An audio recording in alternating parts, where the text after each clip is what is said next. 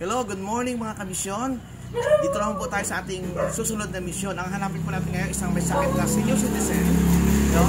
Siya po yung ating bigyan ng gamot, vitamina, pagkain at kunting tulong pinansyal. Okay? Hanapin po natin.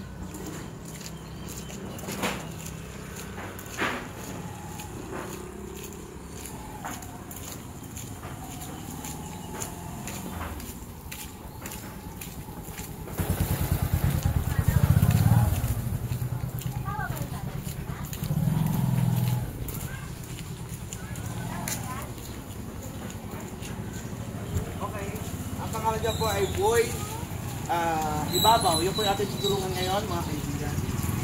Mga kamisyon, dito po siya.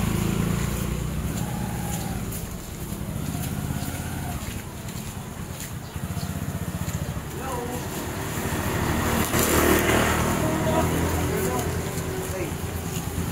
Siya po yung ating tutulungan, mga kamisyon.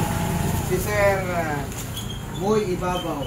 Kasi po, sabi ko nga po, ang aking next mission ngayon ay isang senior citizen, no? Na dapat may karamdaman. Siya po alam po may health problem ito. Okay. Okay. Upo ka lang, sir, no? Kukunin ko lang yung aking doon, yung aking pang-check up. Si Sir Boy ko, no? Yung ating, ngayon, ang ating susunod na mission natin, mga kamisyon. Kapag ito po nakita ko po na siya po may karamdaman at isa po senior citizen. Ilan taon ka na po, sir? Pag-70 na ako, sir. Dok ngayon, 70. Sa August, 20 na ako. Pero ano pa, malaki pa no? Kumigigig pa. Okay. Titignan natin no, yung health condition niya. Bawa natin sa... Tingnan natin mo ng blood pressure, blood sugar niya. Titignan natin, no?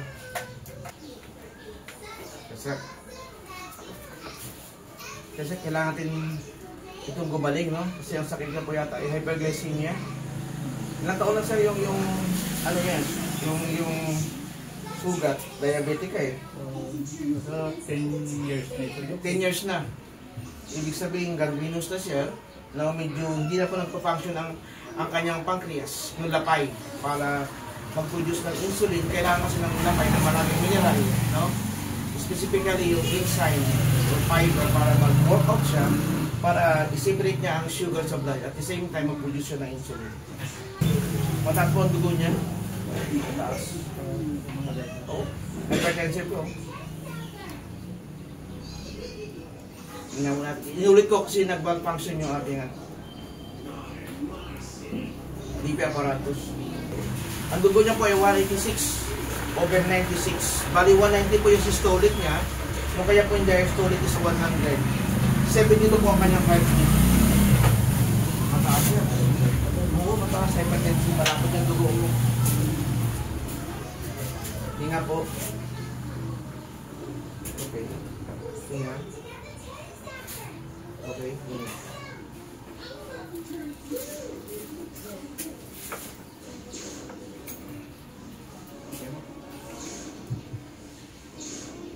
36.1 by 10. Ibig sabihin, malapot ang dugo niya. Ano ba yung dila? Taas yung acid niya. Kaya nasa dugo yun, yung acid niya nasa dugo. Tapos yung sugar sa blood mataas. Bata po. May katarata ka na pala. May katarata na po ang kanyang left eye. Itong left. Kaya papatakan po natin siya ng pampatak. At bibigyan din po natin siya ng pampatak sa mata. Ito po, pampatak, no? Pagpayatak mo to, Sir Boy, dito lang sa gilid, dito sa eyelid. Pupunta sa retina. Patakan ba? Ayan. Okay, mataas ang dugo niya. Boy Ibabaw, no? Oo, Boy Ibabaw. Bonifacio Ibabaw.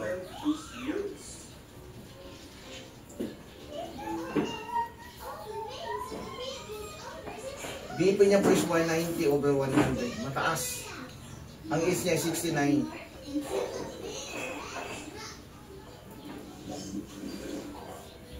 Findings po, hyperglycemia. Sir, Ako po isang naturopathy medicine, no? Medication na iyan po iinumin mo. Ang cake niya po, mataas po yung hyperglycemia, ibig sabihin mataas po yung sugar nyo. Kaya, tapos meron po kayong katarata. Katarata po yung itong left eye nyo. No? Tapos meron pa pong mataas pong acid mo, sir, sa dugo. At the same time, high blood po kayo, hypertension. Kaya, ang muna ibibigay ko po sa iyo is, ito po yung vitamin D complex, D1, D2, B6, D12, no? Ang inom mo ito, isa sa umaga, isa sa hapon. 20 to 10 days mo to. Libre po yan, no? So, tapos, pampatak sa mata, ito po, patak mo, Anong pagpatak nito, Dok? Kailangan? umaga at gabi. Umakit dito. Gagawin ko dalawa, sir, para kung naubos yung isa, may isa pa, no? Okay, Dok. Salamat. Tapos, bibigyan po kita ng, uminom ka ba ng amlodipine? Hindi pa, Dok. Yan, ito. Amlodipine po, kailangan busog ka, no? Pag inom mo ito, isa lang araw-araw. Ayun siya. 5 mg lang yan. Hindi sa mataas ang milligram. Ayan po. Isa, yan guys. Ito po. Ano mo yan? 30. Balik po sir, 30 days. Right? 30 days mo yan. Once a day na ito, Dok? Oh, once a day lang yan. Tapos, bibigyan po ito ng amin ng best product. Ito po yung Diva Stem Cell. Ito po yung talaga, ang trabaho ito, i-renew ang cell nyo. Ito po yung ating, dito ba ako nakakunik ngayon? Isa pa yung highest form na medicine, mula po sa ibang bansa. Sa US po itong stem cell po ay best medicine, no? Tawag po sa kanya is, talaga hindi sa food supplement, siya po ay gamot. Kaya medical grade po ang kanyang award sa US, Canada, sa Australia, tapos sa ibang bansa. Sa Pilipinas po, 2 taon na po. Ito po yung iinumin nyo, ilalagay mo sa dila, isa araw-araw, no? Isa araw-araw. Hindi na, Dok, o sa taas. Tapos, bibigyan po kita ng ng bigas, sir. Wow! Thank you, Dok. Wow.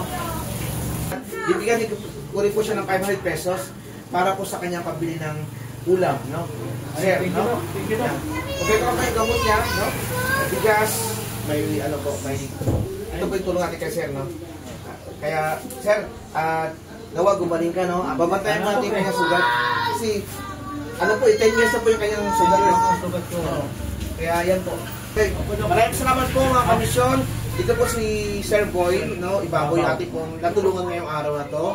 Yung ating naging misyon sa araw na to. Maraming po salamat. God bless, Dok. God bless sa inyo, Dok. At Thank you po. umawit pa ang programa namin. Pagaling po kayo, ha? Sige, ma'am. Sige, Dok.